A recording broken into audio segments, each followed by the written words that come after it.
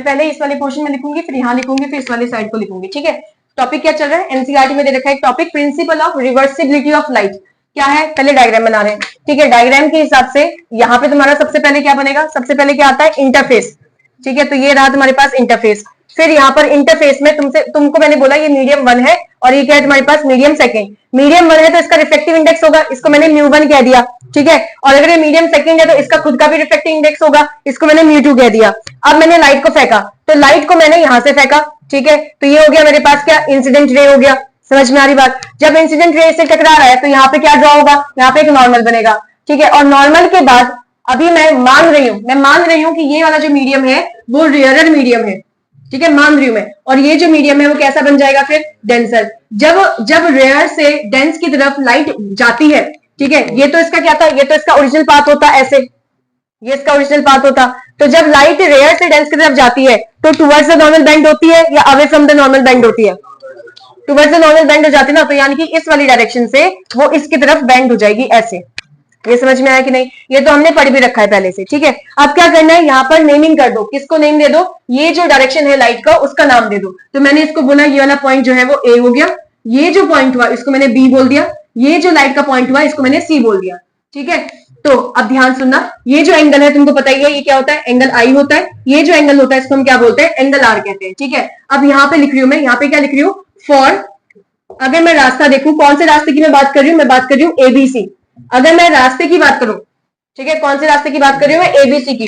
तो इस रास्ते में मैंने ये देखा कि जो इसका रिफ्लेक्टिव इंडेक्स है, अगर मैं उसको साइन आई के साथ मल्टीप्लाई कर दूं, तुम्हें पता ना क्या सिखा रही हूँ, इसका रिफ्लेक्टिव इंडेक्स इसी के एंगल के साथ मल्टीप्लाई होता है, ठीक है। तो इसका रिफ्लेक्टिव इंडेक्स इसके एंगल के साथ मल्टीप्लाई हो गया, किसके बराबर हो जाएगा, दूसरे वाले का रिफ्लेक्टिव इंडेक्स उसी के एंगल के साथ, वो भी साइन वाला टर्म लोगे तुम। समझ में आया कि नहीं। अब इन दोनों में से कोई भी टर्म निकाल दो। जैसे मैं एक काम करूं, मैं μ2 को यहां भेज रही हूं, तो यहां हो जाएगा μ1 डिवाइड बाई μ2, किसके बराबर हो जाएगा, साइन आर डिवाइड बाई कितना हो जाएगा, साइन आई हो जाएगा। और इसको मैंने इक्वेशन 1 मान ली। समझ में आया कि नहीं आया, अभी थोड़ी देर में समझ जाओगे क्या पढ़ रहे। अब यहां पर क्या हुआ, मैंने यहां पर एक वो रख दिया, प्लेन मिरर। इसको अभी थोड़ी देर के लिए प्लेन मिरर समझ लो, अभी बनाऊंगी इसमें, लेकिन मैंने बनाना है डायग्राम में, ठीक है। तो मैंने ये प्लेन मिरर रखा। अब मैं प्लेन मिरर को ऐसे भी रख सकती हूँ, समझ में आई बात या नहीं। मैं प्लेन मिरर को ऐसे भी रख सकती हूँ, मैं ऐसे भी रख सकती हूँ, ऐसे भी रख सकती हूँ, किसी भी एंगल में रख सकती हूँ। लेकिन यहाँ पे शब्द क्या रखा है, रिवर्सिबिलिटी ऑफ लाइट। मतलब कि मुझे इस प्लेन मिरर को इस तरीके से रखना है कि जब लाइट इसमें टकराए तो वो रिवर्स हो जाए उसी पाथ में जिस पाथ से वो आई थी। समझ में आया कि नहीं आया। तो मैं अगर प्लेन मिरर को, और ये वाला कंडीशन तुम समझते हो, जब ये हमारे पास प्लेन मिरर होता है, ये हमने नॉर्मल ड्रॉ करा होता है, जब लाइट को मैं नॉर्मल पर ही फेंकूं, जब लाइट को नॉर्मल पर ही फेंकूं, और ये मिरर वाला चीज कह रही हूं मैं, तो यानी कि यहाँ पे रिफ्लेक्शन हो जाएगा। तो लाइट जब नॉर्मल पे ही आता है तो नॉर्मल से ही वापस चले जाता है। आ रहा है समझ में नहीं, ये तो पता है ना सबको। तो बस वही सेम चीज यहाँ पे लगा देना है, यानी कि अब हम रिफ्लेक्शन वाला पार्ट लगा रहे हैं इसके अंदर। तो यहाँ पर प्लेन मिरर को इस तरीके से लगाया गया है, प्लेन मिरर को इस तरीके से लगाया गया है कि इसका जो परपेंडिकुलर है, किसका, प्लेन मिरर का, प्लेन मिरर का जो परपेंडिकुलर है वो ऐसे ही बने। समझ में आया कि नहीं आया। और उसी परपेंडिकुलर पे लाइट आई, मतलब कि नॉर्मल पर ही लाइट आई। जैसे ही लाइट यहां पर से आएगा, अब लाइट टकरा के वापस जाएगा। फिर जब वापस जाएगा तो ये वाले मीडियम पे, ये वाले पॉइंट, मतलब इस वाले मीडियम से तो टकरा के एज इट इज चले गया। अब ये वाले पॉइंट में क्या कर देगा, वो रिफ्लेक्शन शो कर देगा। क्यों, क्योंकि वो डेंसर से रेयर की तरफ जा रहा है। तो डेंसर से रेयर की तरफ जाया था तो जिस रास्ते पे आया था उस रास्ते पे वापस चले जाएगा। आ रहा है कुछ की नहीं आ रहा है, ये नहीं कि यहां से और मुड़ेगा। अरे ये देखो ना, यहां से तो अगर तुमने ऐसे पढ़ा है, देखो दिक्कत हो रही होगी किसी को। तो यहाँ पर अगर मैंने तुमसे बोला है ये तुम्हारे पास है इंटरफेस और ये तुम्हारा नॉर्मल है, ठीक है। अगर मैं बोल रही हूँ रे ऐसे जा रहा है, रे ऐसे आई है ऐसे यहाँ पे, और ये डेंसर मीडियम हो गया, ये रेयर मीडियम हो गया। तो ये डेंसर है, डेंसर से रे कहाँ की तरफ जा रही है, रेयर की तरफ जा रही है। इसकी ओरिजिनल डायरेक्शन ये होती, लेकिन ओरिजिनल पाथ से क्या होगा, नॉर्मल से कहाँ की तरफ जाएगा, दूर जाएगा ना। तो दूर जाएगा तो ऐसी बनेगा ना। तो अगर तुम इनको देखते हो, इसको देखते हो, तो इसकी ओरिजिनल पाथ ऐसी है ना, इस वाली रे की, और इस वाले की ओरिजिनल पाथ ऐसी बनेगी ना, ये नीचे वाली रे की। समझ में आ रहा है कि नहीं आ रहा है। तो अपने ओरिजिनल वाले रास्ते से दूर ही तो भाग रहा है वो, जब वो रिवर्स वाली कंडीशन में जा रहा है। तो आया कुछ की नहीं आया, ठीक है। तो बस वही सेम चीज लगा रखा है, कुछ यहाँ पे अनोखा नहीं कर रहे, कोई दिक्कत तो नहीं हो रही इतने में। बस अब क्या करना है, अब कुछ नहीं करना है, जो चीज यहाँ करा वही अगले वाले में कर दो। यानी कि अब मैं रास्ता यूज कर रही हूँ इसमें, जहां से हम यहाँ, अब जैसे स्टार्टिंग में मैं कहां से गई थी, मैं ए से गई थी बी में, फिर बी से कहां गई थी सी पर। अब मैं कहां से जाऊंगी, सी से जाऊंगी बी पर और बी से फिर कहां की तरफ जाऊंगी मैं, ए की तरफ। ठीक है, तो अब मैं कौन से रास्ते की बात कर रही हूँ उसकी, फॉर रास्ता या फॉर पाथ सी बी ए। समझ रहे हो कि नहीं समझे? हाँ, तो यहाँ पर क्या आ जाएगा, यहाँ पे पॉइंट ए आएगा। ठीक है, वो मिल गया, ये तो समझ में आ रहा है। ठीक है, फिर यहाँ पर बताओ वही सेम चीज जो तुमने यहाँ लगाई थी, वही सेम चीज लगाओ। तुम यहां से जा रहे हो ना, तो पहले इसको लोगे म्यू टू इंटू क्या हो जाएगा, साइन आर। अब ये मत कहना तो साइन आई हो जाएगा, नहीं नहीं वो नहीं करना है, उसको साइन आर ही रखना है। तो इसका रिफ्लेक्टिव इंडेक्स किसके साथ हो जाएगा, उसी के एंगल के साइन के साथ मल्टीप्लाई हो जाएगा। समझ में आ रहा होगा, बराबर हो जाएगा ऊपर वाले का रिफ्लेक्टिव इंडेक्स मल्टीप्लाई साइन आई। तो मैंने क्या करा, फिर से मैं ये वाले टर्म को नीचे लेकर आई, वही सेम जैसे मैं यहाँ पे क्या करी थी, मैंने म्यू टू को यहाँ लेकर आई थी, वैसे ही मैंने यहाँ पे से म्यू वन को नीचे फेंक दिया। तो ये हो जाएगा mu two divide by mu one is equal to sine i divide by क्या हो जाएगा, साइन आर। ये इक्वेशन क्या हो गई, सेकंड इक्वेशन। अब तुम्हें क्या करना है, तुम्हें पहली इक्वेशन को और सेकंड इक्वेशन को मल्टीप्लाई करना है। पहली इक्वेशन और सेकंड इक्वेशन को क्या करना है, मल्टीप्लाई करना है। तो इधर वाली साइड एक साथ मल्टीप्लाई हो जाएंगी और जो उस साइड है इक्वल के वो साथ में मल्टीप्लाई हो जाएंगी। तो यहाँ पे बचेगा म्यू वन, यहां से कर रही हूँ mu one divide by mu two multiply किसका, mu two divide by mu one. ये किसके बराबर हो जाएगा, पहले इसके बारे में लिख रही हूँ, sine are divide by sine i multiply sine i divide by sine r. सारी चीजें कैंसिल होते हुए दिखाई दे रही है सबके सब, लेकिन यहाँ ध्यान रखना इस वाली साइड को कैंसिल नहीं करना है।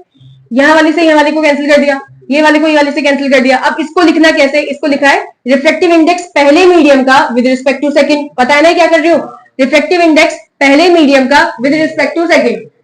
आ रहा है ना, किसी को दिक्कत तो नहीं हो रही ना, ये कैसे आया, इसको लिखते कैसे, पहले वाले को ऊपर लिख दो, जो नीचे लिखा है उसके पीछे लिख दो। तो ये बन जाएगा रिफ्लेक्टिव इंडेक्स पहले मीडियम का किसके रिस्पेक्ट में, सेकंड के रिस्पेक्ट में, मल्टीप्लाई रिफ्लेक्टिव इंडेक्स किसका, सेकंड मीडियम का किसके रिस्पेक्ट में, पहले वाले के रिस्पेक्ट में। किसके बराबर आ रहा है, 1 के बराबर आ रहा है। ठीक है, अब इसको क्या करो, इसको ऐसे फेंको, म्यू 1 2 बराबर 1, ये मल्टीप्लाई में था ना, इधर जाएगा तो क्या हो जाएगा, डिवाइड में हो जाएगा। बस यही है तुम्हारे पास लॉ ऑफ या प्रिंसिपल ऑफ रिवर्सिबिलिटी। देखो अगला टॉपिक हमारा डेरिवेशन जो हम कर रहे हैं वो क्या है, ग्लास स्लैब के थ्रू हमें रिफ्लेक्शन करवाना है लाइट का, तो उसके बारे में पूरा डेरिवेशन कर रहे हैं। ग्लास स्लैब क्या होता है, कांच का एक टुकड़ा है, जैसे प्रिज्म होता है ना, प्रिज्म कांच का एक टुकड़ा, वैसे ही कांच का एक टुकड़ा है लेकिन रेक्टेंगुलर शेप में। ठीक है, और यहाँ पर मैंने इसको इस तरीके से बना रखा है कि यहाँ पे तुम्हें ऐसा लगे कि यहाँ पर जो है, देखो ये जो दिख रहा है तुम्हें, ये वाला साइड, इसको मैं बोलूंगी थिकनेस है इसका टी, मतलब कि इसके पास मोटापा भी है। अदरवाइज हमारी बुक में ऐसे बना के देता है बस, तो इसमें हमें ये समझ में नहीं आता कि ये जो थिकनेस है वो यहाँ पे दिखाता नहीं है बनाकर। ठीक है, और फिर उसके बाद अभी एक डेरिवेशन करेंगे, वहां पे टी की वैल्यू आती है, फिर समझ में नहीं आता है टी कहां से आया। तो जो तुम्हारे पास जैसे प्रिज्म होता है, मोटा होता है ना प्रिज्म भी, तो वैसे ही कांच का एक टुकड़ा है जिसको रेक्टेंगुलर शेप में बना रखा है और वो भी मोटा है, इसको ग्लास स्लैब कहते हैं। जिससे क्या पास करवा रहे हैं हम, लाइट पास करवा रहे हैं, और उससे होगा क्या, वो जो भी होगा यहाँ पर सीखना है। ठीक है, तो सबसे पहले हमने क्या कहा, सबसे पहले क्या कहा, यहाँ पर क्या है, एयर। ठीक है, ये किसका बना हुआ है, ये ग्लास का बना हुआ है। इसको स्लैब इसलिए कहते हैं क्योंकि कांच का जो रेक्टेंगुलर शेप का टुकड़ा होगा उसको ग्लास स्लैब नाम दे रखा है पहले से ही। ठीक है, तो ये हो गया ग्लास स्लैब। तो यहाँ पर अगर ये एयर है तो यहाँ का जो रिफ्लेक्टिव इंडेक्स हो गया वो म्यू ए हो जाएगा। अगर ये कांच का बना है तो उसका रिफ्लेक्टिव इंडेक्स का नाम हो जाएगा म्यू जी। ये तो समझ में आ रहा होगा। इसके बाद अपनी थिकनेस होगी जो मैंने यहाँ पे रखा है, बाद में लिखूंगी यहाँ पर।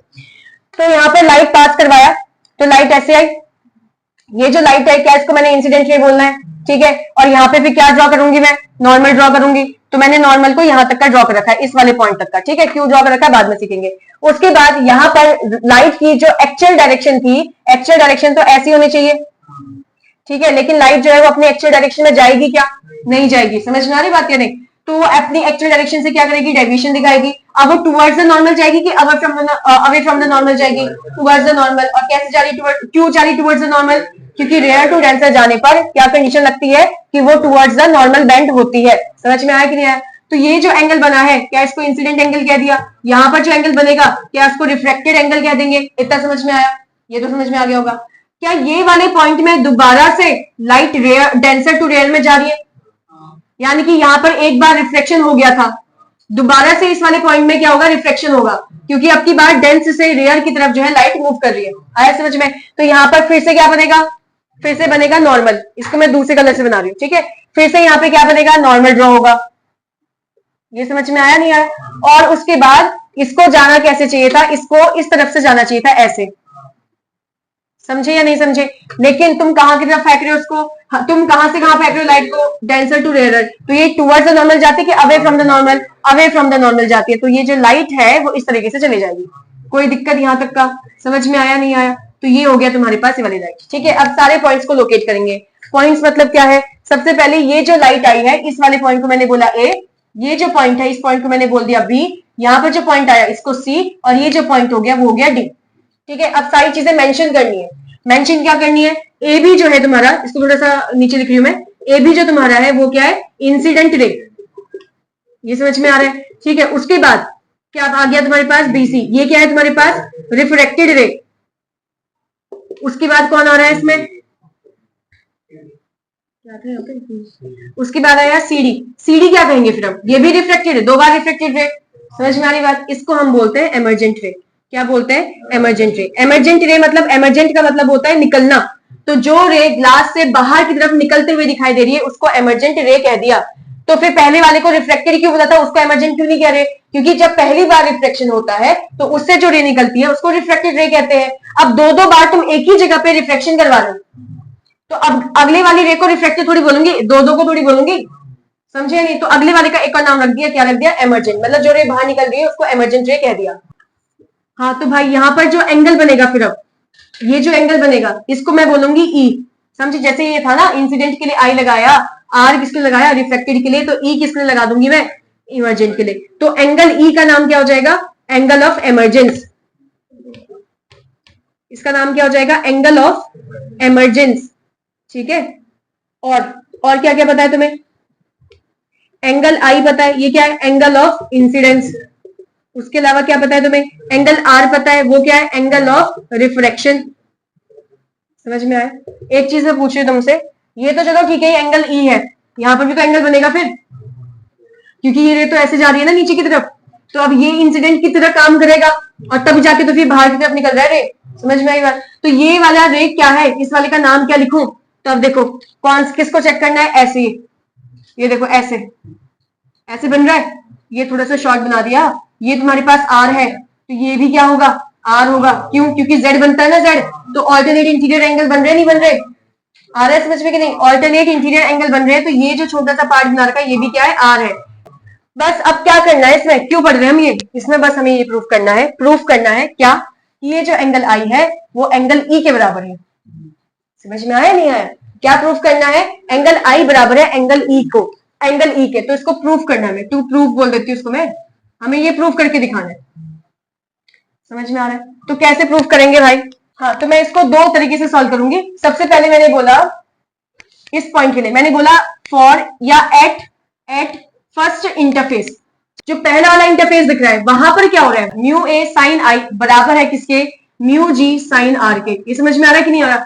तो मैंने बोला mu A divide by mu G कितना होगा, अरे म्यू जी को मैं यहां लेकर आ गई, तो ये क्या आ गया, sine are divide by sine I. ठीक है, इसको इक्वेशन 1 कह दिया, बस ये तो समझ में आ ही रहा है। ठीक है, आप फिर से कर रहे हैं क्या, फिर मैं कह रही हूँ दूसरे वाले इंटरफेस पे क्या हो रहा है, फिर एट सेकंड क्या इंटरफेस, सेकंड वाले इंटरफेस पे क्या हो रहा है। तो सेकंड वाले इंटरफेस में पहले रे की डायरेक्शन देखो, यहां से बाहर की तरफ जा रही है ना, तो मैं यहां से स्टार्ट करूंगी, तो मैं बोलूंगी ये जो म्यू जी है इसके साथ क्या लग जाएगा, साइन आर। समझ में आया, म्यू जी साइन आर किसके बराबर हो गया भैया, म्यू ए साइन ई।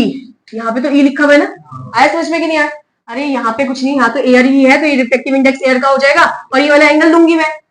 समझ में आ रहा है कि नहीं, अरे तभी तो मुझे आई और ई को प्रूफ करना है ना कि बराबर है वो।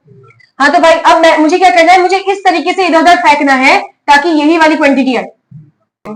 कुछ आया, अरे मुझे इक्वेशन फर्स्ट और इक्वेशन सेकंड को बराबर प्रूफ करना है, तो मैंने इसको क्या करना है, मैं इसको पहले रीअरेंज कर रही हूँ सही से, तो मैंने इसको लिखा म्यू ए साइन ई बराबर कितना हो जाएगा, म्यू जी साइन आर। क्यों इसको मैंने इस तरीके से करा, क्योंकि मुझे mu A divide by mu G निकालना है, वो भी इस साइड, तो मैंने इसको लिख दिया म्यू ए, इस म्यू जी को यहाँ पे फेंका, यहाँ से क्या आ जाएगा, साइन आर डिवाइड में क्या आ जाएगा, साइन ई। इसको कौन सी इक्वेशन बोल दिया, सेकेंड इक्वेशन।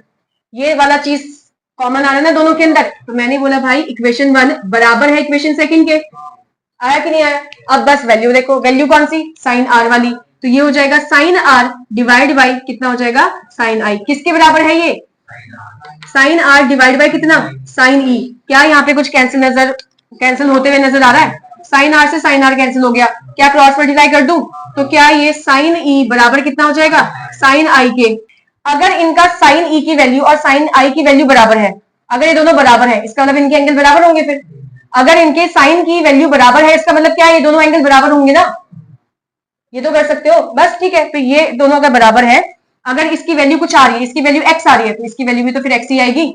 कि अगर साइन ई तुम्हारा साइन आई के बराबर हो गया, तो यहां से मैं सीधे सीधे रिलेशन निकाल सकती हूँ कि एंगल ई बराबर हो जाएगा एंगल आई के, क्योंकि जितनी वैल्यू इसकी होगी उतनी वैल्यू बगल वाले की भी आएगी। आ गया। टॉपिक का नाम है लेटरल डिस्प्लेसमेंट, जिसको हम एक और नाम से जानते हैं लेटरल शिफ्ट। ठीक है, ये है टॉपिक का नाम। तुम्हें क्या करना है, जो तुमने डायग्राम बना रखा था ना पहले से ही, उसी में एक चीज और मेंशन कर देना है। ये जो थिकनेस टी लिखा हुआ है, अब मैं इसको यहां से हटा रही हूँ और मैं इसको यहाँ पे मेंशन कर रही हूँ इसी वाले पार्ट में। ठीक है, तो यहां से लेकर यहां तक की जो थिकनेस है वो कितनी दे रखी है इसने, टी दे रखी है। समझ में आया इतना। अब आ गया टॉपिक क्या, लेटरल डिस्प्लेसमेंट। तो पहले ये वाले डायग्राम को देखना, ये जो दो रे है, तो तुम्हें क्या करना है भाई, मैं तुमसे बोला है कि लेटरल डिस्प्लेसमेंट या लेटरल शिफ्ट बताओ। डिस्प्लेसमेंट मतलब क्या है, ये डायरेक्शन जो है लाइट का, वो ओरिजिनल रास्ता था ना, अब ओरिजिनल रास्ते से वो कितनी शिफ्ट हो गई है उसको तुम्हें फाइंड करना है। समझे, यानी कि ये रास्ता जो था लाइट का वो ओरिजिनल था, अब ओरिजिनल रास्ते से वो कितनी शिफ्ट हो गई, तुम्हें क्या करना है, इसी चीज को फाइंड करना है। और ये क्या लिखा है तुमने, लेटरल शब्द लगा रखा है ना। लेटरल कहने का मतलब है अपने ओरिजिनल रास्ते से अगल बगल, इसको लेटरल बोलते हैं। अब यहाँ पे क्या लिखना है, लेटरल डिस्प्लेसमेंट, यानी कि तुम इसको ऐसे कह सकते हो कि भाई ये जो डिस्टेंस है इसको हम बोलते हैं लेटरल डिस्प्लेसमेंट, और ये परपेंडिकुलर डिस्टेंस होना चाहिए, परपेंडिकुलर डिस्टेंस।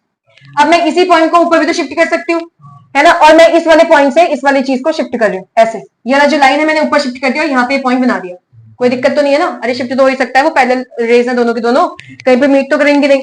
समझे। अब क्या करना है मुझे यहाँ पर इसकी वैल्यू, मैं इसकी वैल्यू एक्स मान रही हूँ। अगर ये x है तो ये वाला टर्म भी तो x ही हो गया, और ये x क्यों मान रही हूँ, क्योंकि मुझे इसी की तो वैल्यू निकालनी, यही है वो लेटरल डिस्प्लेसमेंट।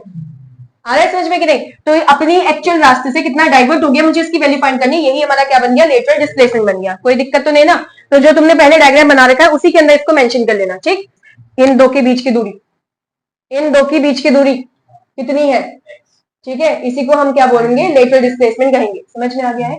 अच्छा, अब देखो फिर ध्यान से याद करना, यहाँ पे फिर से हम दो ट्रायंगल वाला खेल करेंगे। दो ट्रायंगल वाला, इस साइड से स्टार्ट कर रही हूँ। एक ट्रायंगल मैंने उठाया ये बी वाला, एक सी वाला, और यहाँ पे जो पॉइंट है, इस वाले पॉइंट को तो मैं हटा रही हूँ यहाँ से। ठीक है, यहाँ पे जो पॉइंट है डी ई क्या हो गया, यहाँ पे मैं बना देती हूँ एम। ठीक है, एम बना देती हूँ। तो ये पॉइंट बी, ये सी, ये एम, तो मैं यहाँ पर से लिख रही हूँ in triangle B C M. समझ में आया क्या करा। अब मैं इस ट्रायंगल को यहाँ पे बना रही हूँ बहुत बड़ा, बहुत ही ज्यादा ही बड़ा बना दिया। ये रहा हमारा ट्रायंगल, ठीक है, जो यहाँ पे हमने मेंशन करा था। अब एक चीज बताओ, क्या ये वाला एंगल मुझे पता है पहले, यहाँ से नहीं, एंगल नहीं, ये वाला साइड मुझे पता है ना एक्स है, ये पॉइंट कौन सा है सी, ये पॉइंट क्या है एम, और जो ये ऊपर पॉइंट है वो क्या हो गया बी। ये समझ में आ रहा है। अब मैंने बोला कि ये अपने अपने एक्चुअल रास्ते से कितना डेविएट हो गई है, कितना मुड़ गई है, तो उसके लिए एक यहाँ पर क्या लग जाएगा, एंगल लग जाएगा एक और। समझे ना। तो ये अपने रास्ते से कितना डेविएट हो गई, उसके लिए क्या लग जाएगा, एंगल लग जाएगा। उस एंगल को हम बोलते हैं डेल्टा। ये डेल्टा का मतलब क्या होता है, यहाँ कहीं पे लिख देती हूँ, डेल का मतलब क्या होता है, एंगल ऑफ डेविएशन, जो आगे फिर हम दोबारा से पढ़ेंगे इस चीज को। ठीक है, तो ये क्या होगा, एंगल ऑफ डेविएशन। डेविएशन कहने का मतलब है अपने ओरिजिनल रास्ते से लाइट कितनी ज्यादा डाइवर्ट हो गई है या डेविएट हो गई, कितने एंगल से डेविएट हुई है, उसको बोलेंगे एंगल ऑफ डेविएशन, जिसको हम ऐसा भी लिख सकते हैं या फिर मैं इसको डी भी लिख सकती हूँ। समझे नहीं समझे, लेकिन हम एंगल बना रहे हैं तो इसको हम क्या करेंगे, डेल ही बनाएंगे, इसको डेल बोलते हैं। ठीक है, या डेल्टा। समझ में आया। तो ये जो एंगल है क्या ये डेल्टा है, मुझे तो इसकी वैल्यू चाहिए ना। समझे या नहीं समझा। तो मैं किस टर्म्स में लिख रहा हूं, देखो भाई मुझे इसकी वैल्यू चाहिए है, तो मैंने क्या करा, मैंने यहाँ पर एंगल ढूंढा। एंगल के सामने वाला क्या होता है, परपेंडिकुलर। एंगल के सामने वाला हमेशा क्या बनता है, परपेंडिकुलर। और अगर तुम देखोगे ये वाली लंबी साइड है, ये वाली लंबी साइड हो रही है, ये वाली साइड। ठीक है, तो ये तुम्हारी लंबी साइड है, यानी कि हाइपोटेनस बनेगा। ये परपेंडिकुलर है तो बचा हुआ क्या बन जाएगा, बेस बच जाएगा। ठीक है, अब मुझे बताए पंडित बद्री प्रसाद हर हर बोले। अब इनमें से कुछ ना कुछ तो लगाना पड़ेगा ना मुझे। ठीक है, अब मैं यहाँ पे क्या लगा रही हूँ, साइन। अब साइन क्यों लगाया तुमने, बाद में बताऊंगी। ठीक है, साइन क्यों लगाया बाद में, साइन डेल लगाया मैंने। क्या लगाया मैंने, साइन डेल। अगर मैं साइन डेल मतलब कि मैं इसका साइन वाला टर्म ले रही हूँ, कॉस और टेन नहीं लिया, इसका क्या लिया, साइन वाला टर्म लिया। अगर मैं इसका साइन वाला लेती तो साइन के लिए ये लगता है ना, perpendicular upon hypotenuse. Perpendicular upon क्या, हाइपोटेनस। तो तुम्हारे पास जो परपेंडिकुलर है वो क्या बनेगा भैया, एक्स। हाइपोटेनस क्या बनेगा, बीसी। अरे यहाँ से कौन सी साइड बन रही है, हाइपोटेनस बीसी वाली साइड बन रही है। समझ में आई बात या नहीं आई, हमने इसको नहीं लिया, तुमने बाद में सीखेंगे। समझ में आया नहीं आया, ठीक है, ये आ गया। अब हम लेंगे दूसरा ट्रायंगल, इसके बगल वाला, इसके बगल में ट्रायंगल, इस वाले पार्ट को चलो अभी रब ही करना है वैसे भी इसको। इसके बगल वाला ट्रायंगल, यानी कि ट्रायंगल में ले रही हूँ इन ट्रायंगल क्या है ये बी, ये वाला जो पॉइंट है, ये वाला जो पॉइंट है इसको मैं एन कह रही हूँ, तो in triangle B C N ऐसे कर दिया ताकि याद हो जाए। In triangle B C N और दूसरे क्या ले रहे हैं, ट्रायंगल बी सी एन। समझ में आया? अब ये वाला ट्रायंगल ड्रॉ कर रही हूँ इस साइड, तो ये ऐसे कुछ बना हुआ है, ऐसे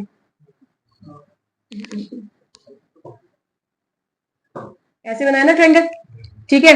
समझ रहे हो ना कौन सा ट्रायंगल ये वाला चीज, ये थोड़ा सा ऐसे बना हुआ है। ये तुम्हारे पास पॉइंट बी है, ये एन है, ये सी है, ये एंगल मुझे पता है आर दे रखा है। एंगल के सामने वाला क्या होता है, परपेंडिकुलर। बी और सी, इसको क्या बोला है तुमने, बीसी को पहले से ही एच बोला है ना, तो ये हाइपोटेनस ही होगा, ये वाला क्या हो जाएगा, बेस हो जाएगा। ये समझ में आया कि नहीं आया? अच्छा, अब एक चीज बताओ, जितनी इसकी हाइट है, ये नॉर्मल है ना, समझे नहीं समझे? जितनी इसकी हाइट है क्या उतनी थिकनेस है?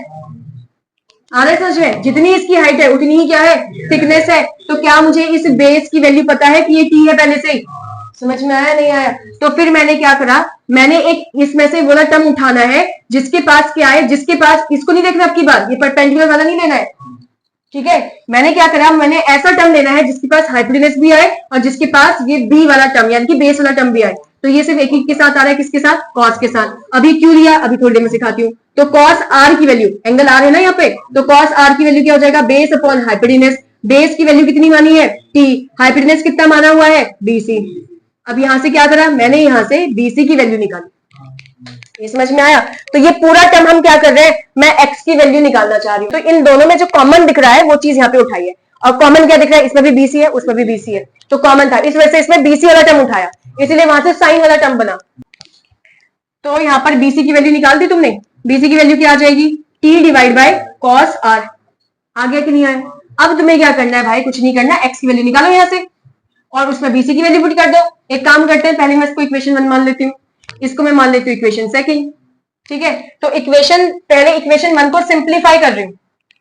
आ रहा है कुछ, क्या बोल रही है, इधर ही कर लेती हूँ। एक काम कर रही हूँ मैं, इसी में छोटा सा लिख देती हूँ कि x की वैल्यू क्या आ जाएगी, x की वैल्यू आ जाएगी बीसी साइन डेल। आया समझ में नहीं आया? और इसी को मैंने इक्वेशन 1 मान लिया, कोई दिक्कत तो नहीं है इतने में, ठीक है। अब मैंने क्या करा, इस इक्वेशन 2 की वैल्यू मैंने इक्वेशन 1 में पुट कर दी, मतलब कि मैंने बीसी की वैल्यू इक्वेशन 1 में पुट कर दी, ठीक है। यहाँ पे लिख रही हूँ, इस वाली साइड में लिख रही हूँ, ठीक है। तो यहाँ पे मैं क्या कर रही हूँ, putting value of BC in equation 1। कोई दिक्कत तो नहीं यहां तक का? बस अब पुट कर लो वैल्यूज। वैल्यू क्या है भाई, वैल्यू ये है, x की वैल्यू तुम्हारे पास क्या आएगी, बीसी की जगह पे रखेंगे t cos r और यहाँ पे क्या है, साइन डेल। समझे? बस एक स्टेप और करना फिर खत्म हो जाता है। t की वैल्यू तो क्वेश्चन में देगा ही ना, क्योंकि थिकनेस जो कि क्वेश्चन में देगा ही। एंगल r या तो मिलेगा या फाइंड करना पड़ेगा, जो भी है, बट एंगल r तो निकाल सकते हैं ना। ये जो डेल वाला है, ये एंगल तो देगा नहीं क्वेश्चन में वो, ठीक है। तो मुझे इस एंगल डेल की वैल्यू यहाँ पे फाइंड करके रखनी पड़ेगी, या तो दे देगा तो अच्छी बात है, नहीं देगा तो मुझे एंगल डेल की वैल्यू किसी ना किसी दूसरे टर्म में यहाँ पे फाइंड करके रखनी पड़ेगी। समझे? तो अब इतने वाले पार्ट को देखो, ये एंगल आई है, क्या यहीं पे एंगल डेल बन रहा है, तो क्या angle i r plus del, ये पूरा का पूरा, समझ में आ रही बात, ये नहीं आ रही है ना? तो अगर ये एंगल आई है तो एंगल आई किसके बराबर है, आर और डेल के, आर प्लस डेल के बराबर है, ठीक है। तो यहाँ पे मैंने क्या लिखा, angle i is equals to r plus del. तो डेल की वैल्यू निकाल सकती हूँ यहाँ से, क्या हो जाएगा, आई में से आर को माइनस कर दिया तो किसकी वैल्यू आ रही है, डेल की वैल्यू आ रही है, बस यहाँ पे पुट कर दिया। तो एक्स की वैल्यू मेरे पास क्या आ रही है, t divide by cos r, यहाँ पे क्या बढ़ जाएगा, साइन, और ब्रैकेट में क्या बढ़ जाएगा, आई माइनस आर। अब कोई अगर ऐसा कह रहा है कि ऊपर साइन है नीचे कॉस है ना, साइन डिवाइड बाय कॉस क्या कर देते हैं, टेन। क्या यहाँ पे थीटा है क्या, दोनों सेम एंगल है क्या? जब सेम एंगल नहीं है तो कैसे कर लोगे इसको, जब एंगल सेम होंगे तभी तो करोगे इसको। समझ में आई बात? तो बस ये चीज होगा नहीं, ये खत्म हो गया।